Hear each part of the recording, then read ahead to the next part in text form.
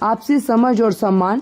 आपसी सहमति। यौन संबंध आपसी सहमति पर आधारित होना चाहिए। दोनों पक्षों को एक दूसरे की भावनाओं और सीमाओं का सम्मान करना चाहिए। अगर एक साथी किसी समय यौन संबंध के लिए तैयार नहीं है तो इसका सम्मान करना बेहद जरूरी होता है। एक दूसरे की सीमाओं का सम्मान करें। हर व्यक्ति की अपनी सीमाएं और आराम के स्तर होते हैं। किसी भी प्रकार का दबाव, चाहे शारीरिक हो या मानसिक, रिश्ते को नुकसान पहुंचा सकता है। शारीरिक स्वास्थ्य और फिटनेस। शारीरिक स्वास्थ्य का ख्याल रखें।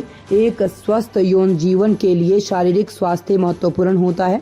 फिटनेस और अच्छी सेहत का ध्यान रखने में यौन संतुष्टि में भी सुधार हो सकता है। हार्मोनल और स्वास्थ्य समस्याओं का समाधान करें। यदि किसी साथी को यौन संबंधों में रुचि की कमी महसूस हो रही हो तो इसे केवल मानसिक समझ से नहीं बल्कि शारीरिक समस्याओं की दृष्टि से भी देखें। कई बार हार्मोनल बदलाव या स्वास्थ्य समस्याएं इस ओर इशारा कर सकते हैं।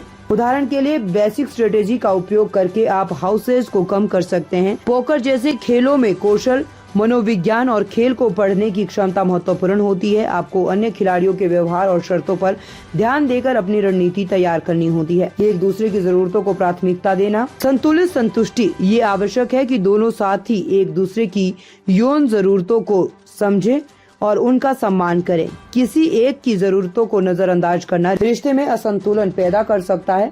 समर्पण और प्रेम। यौन संबंध को एक सेवा के रूप में न देखकर इसे प्रेम और समर्पण का हिस्सेदारी समझे। जब दोनों साथी एक दूसरे को खुशी देने का प्रयास करते हैं तो संबंध और भी मजबूत बनते हैं। सफल वैवाहिक जीवन के लिए यौन संबंध एक महत्वपूर्ण हिस्सा हो सकते हैं, लेकिन ये अकेला कारक नहीं है। ये रिश्ते में आपसी समझ, सम्मान, संवाद, भावनात्मक निकटता और एक दूसरे के प्रति समर्पण का होना भी आवश्यक है। संतुलन, संयम और एक दूसरे की जरूरतों का ध्यान रखने में एक मजबूत और खुशहाल वैवाहिक जीवन बनाए रखा जा सकता है।